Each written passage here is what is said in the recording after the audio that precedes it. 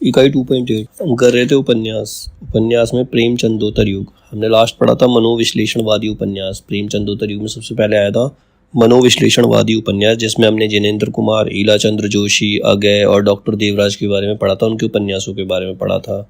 अब अगला है इसके अंदर सामाजिक यथार्थवादी उपन्यास। इस धारा के लेखक किसी भी विचारधारा के मोह से बचते हुए अपनी स्वतंत्र दृष्टि से समाज एवं व्यक्तियों की समस्याओं का सूक्ष्म अंकन करते हैं। वो क्या क्या प्रॉब्लम्स हैं समाज के अंदर, उनका अपने उपन्यासों के अंदर को शो करने का, उनको दिखाने का प्रयास किया गया, समस्याओं को दिखाने का इन्होंने प्रयास किया है। इस धारा के उपन्यासों की ये बड़ी विशेषता है कि ये ना तो प्रगतिवादी उपन्यासकारों की तरह समाज को अधिक महत्व देते हैं और ना ही मनोवैज्ञानिक उपन्यासकारों की तरह व्यक्ति को। ना तो ये समाज को महत्व देते हैं, ना तो ये व्यक्ति को। ये व्यक्ति और समाज को जोड़कर जो समस्याएं हैं उनके बारे में बताना चाहते हैं। तो इनमें प्रमुख कौन कौन है? प्रमुख सामाजिक यथार्थवादी उपन्यासकार और उनके उपन्यास। तो पहले उपन्यासकार हैं उदय शंकर भट्ट, जिनका जन्म हुआ था 1898 में और मृत्यु हुई थी इनकी 1966 में। उदय शंकर भट्ट के 5 उपन्यास हैं। पहला उपन्यास नए मोड़ 1954, दूसरा सागर, लहरें और मनुष्य 1956, तीसरा लोक परलोक 1958, चौथा शेष अशेष 1960 और पांचवा है 2 अध्याय 1963। तो ये उदय शंकर भट्ट के उपन्यास हैं। इसके बाद आते हैं उपेंद्र नाथ अशक। उपेंद्र नाथ अशक जो है वो, उनका जन्म 1910 में हुआ था, मृत्यु 1996 में हुई थी। इन्होंने 11 उपन्यास लिखे, सामाजिक यथार्थवाद को जोड़कर 11 उपन्यास लिखे। पहला था सितारों के खेल 1940, दूसरा गिरती दीवारें 1947, फिर बड़ी बड़ी आंखें 1955, गर्म राख 1957, पत्थर अल पत्थर 1957, शहर में घूमता आईना 1963, एक रात का नर्क 1968, एक नन्ही कंदिल 1969, फिर बांधो ना नाव इस ठाव, ये कविता भी है इसकी इसी नाम से, 1974। 10th है निमिषा 1974 और 11वीं जो है इसके अंदर पलटती धारा 1997। इसके बाद आते हैं विष्णु प्रभाकर। विष्णु प्रभाकर का जन्म 1912 में हुआ, इनकी मृत्यु 2009 में हुई। इनके 10 उपन्यास हैं। पहला ढलती रात 1951, दूसरा निशिकांत 1955, तीसरा तट के बंधन 1955, चौथा स्वप्नमयी 1956, पांचवा है दर्पण का व्यक्ति 1968, 6th कोई तो 1980, 7th अर्धनारीश्वर 1992, 8वां संकल्प 1993, 9वां स्वप्न 2014 और 10वां है संस्कार 2014 के अंदर। इसके बाद आए भीष्म साहनी, जिनका जन्म 1915 में हुआ, मृत्यु हुई 2003 में। इनके 8 उपन्यास हैं। पहला है झरोखे 1967, दूसरा कड़िया 1970, तीसरा तमस 1973, तमस हमने पढ़ा भी हुआ डिटेल में, बसंती 1980, मैया दास की माड़ी 1988, कुंतो 1993, नीलू नीलिमा लीलोफर 2000 में आई थी भीष्म साहनी का उपन्यास, जय हिंद की सेना 2010 में।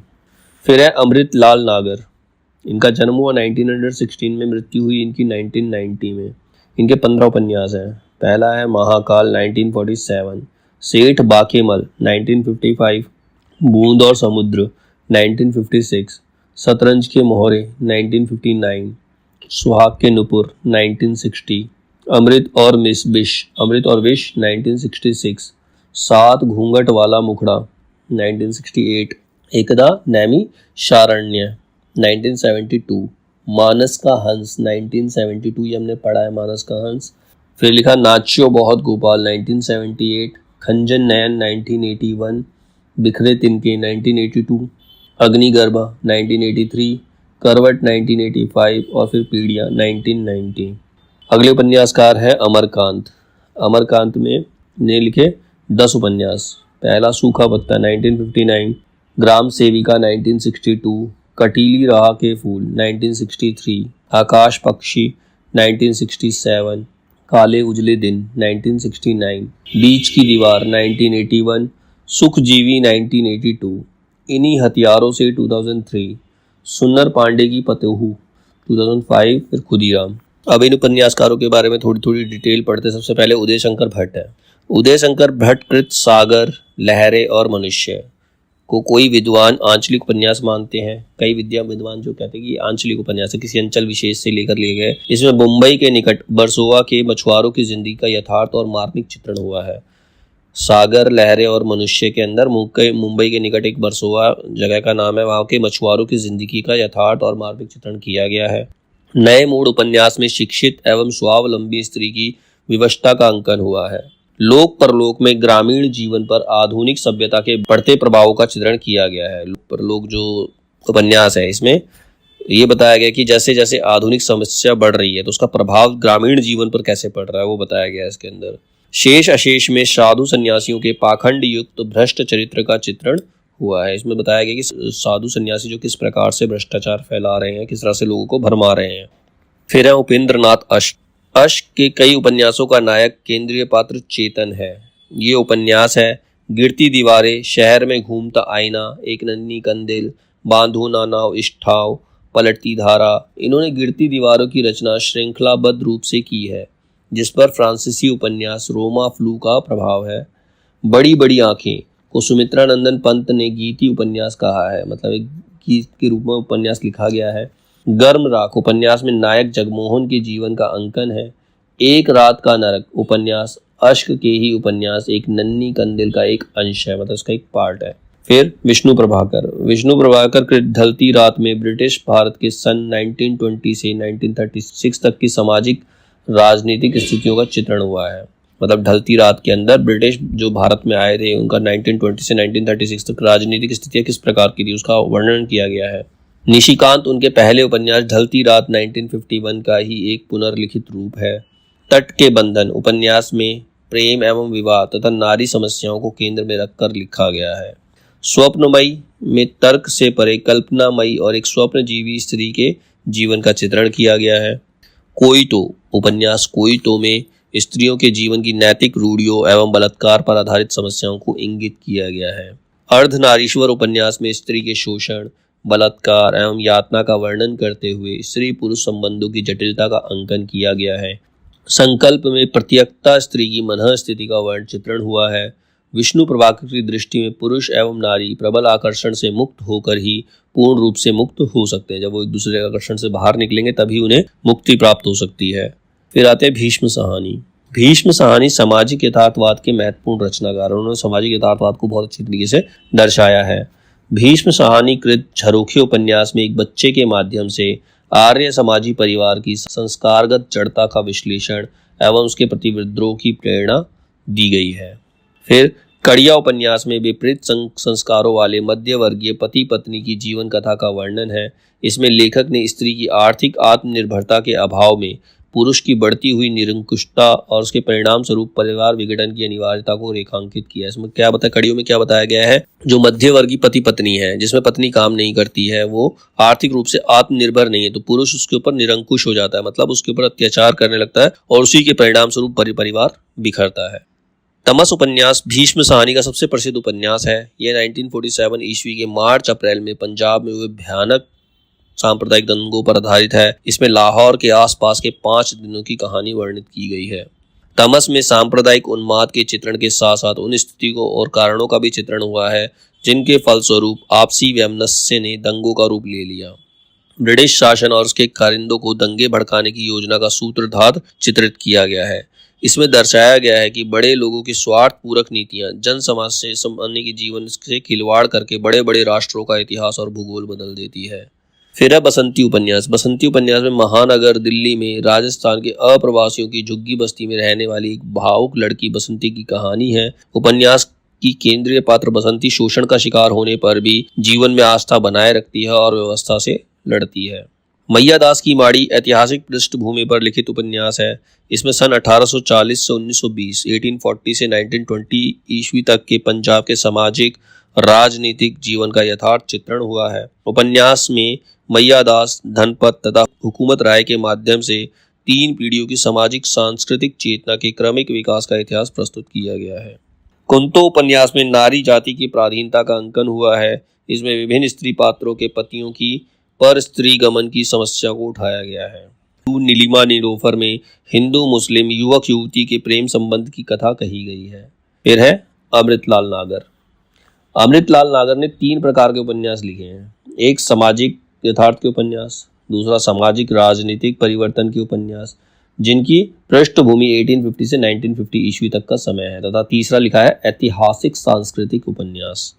तो 3 तरह के उपन्यास, इन्होंने 3 तरीके से उपन्यास लिखे हैं। अमृतलाल नागर कृत महाकाल उपन्यास में बंगाल के अकाल की त्रासदी का चित्रण हुआ है। बंगाल में जब अकाल पड़ा था तो कितना भयानक दृश्य था, वो महाकाल उपन्यास में बताया गया है। महाकाल का अन्य नाम भूख भी है। बूंद और समुद्र उपन्यास को अमृतलाल नागर ने उपन्यास की भूमिका में देश की मध्य वर्गीय नागरिक समाज का गुण दोष भरा चित्र कहा है। बूंद और समुद्र में व्यक्ति और समाज के अंतः संबंधों का विश्वसनीय चित्रण है।